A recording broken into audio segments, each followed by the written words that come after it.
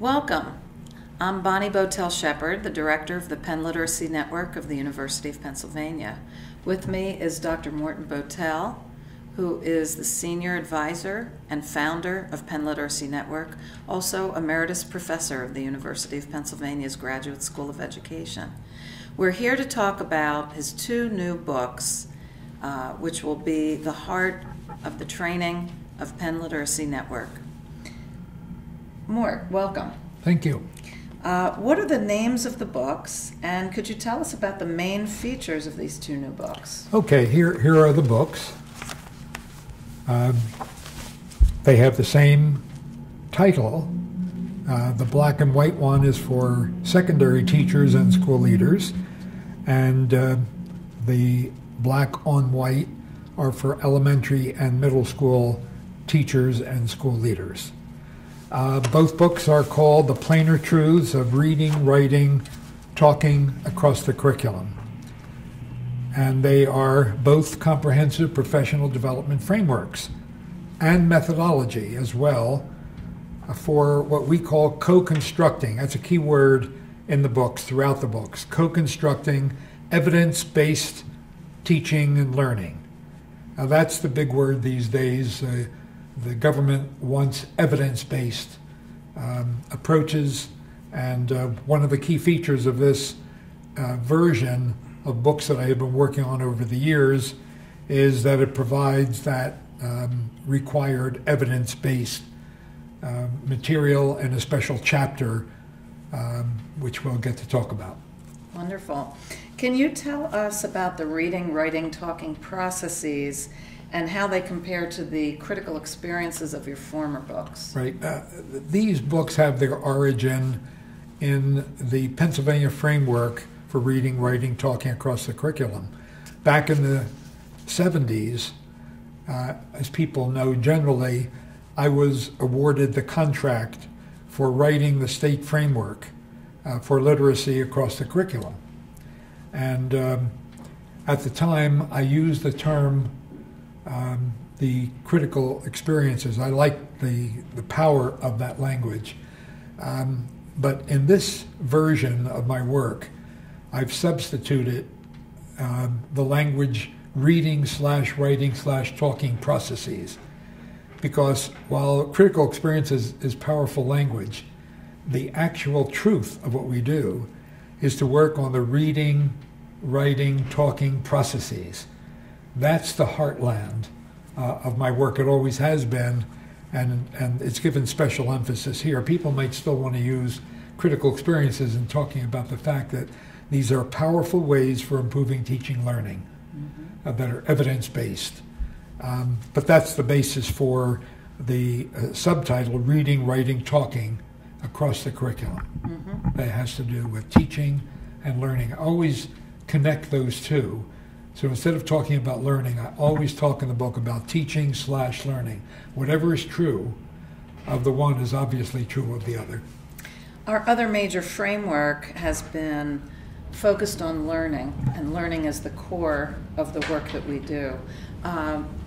Where do the four lenses fit in? We have the four lenses of learning, which has been a very key feature of your work. Yes, it's still a key feature in defining what I mean by the philosophy of co-construction of teaching and learning. That's one of our major headings. The definition of co-construction is basically embodied in the four lenses, which I call the four lenses of thinking co-constructively. So that those ideas have been elaborated a bit in this particular version of my work, but they are key elements in describing what co-constructively means. Wonderful. What kind of evidence is included in the books? Okay,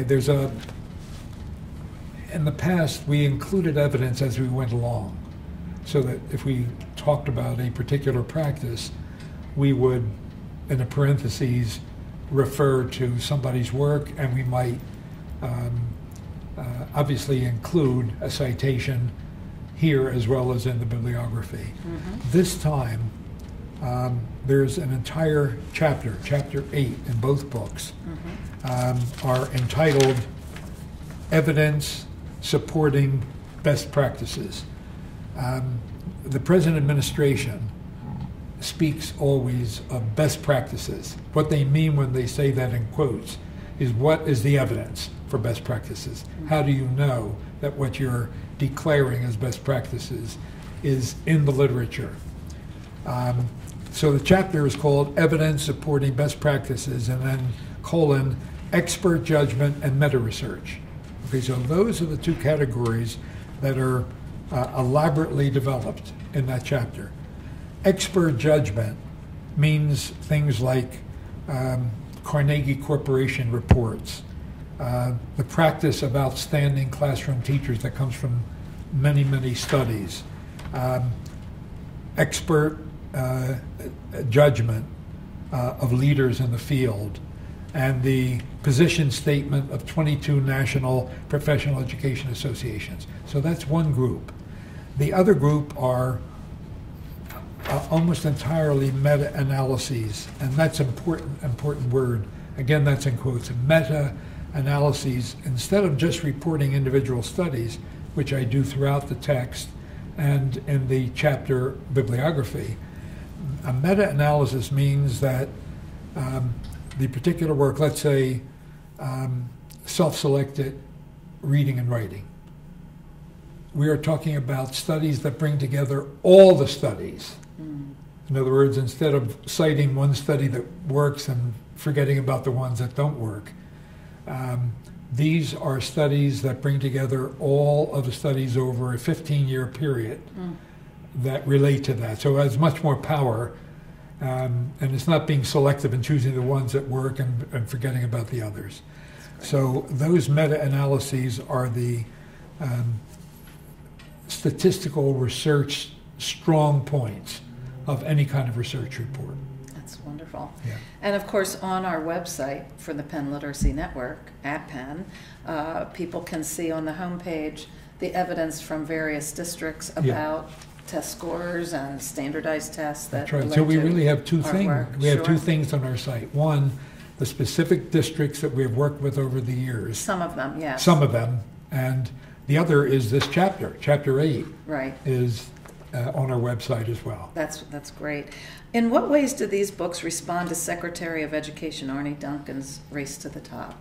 The first thing he requires is a philosophically coherent and evidence-based approach. Our philosophic coherence is in the co-constructionist theory and the lenses that support it, and the evidence is what I have just described. They require both of those.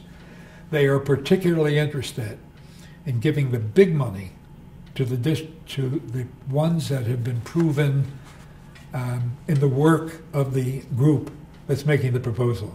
So that's the other thing that's on our website, is all these districts that we have worked with over the years. So they have both the meta-evidence, the meta-support of professional opinion, and the specific work that we have done over the 30 years of our existence. Wonderful. Is there anything else you'd like to add before we say goodbye?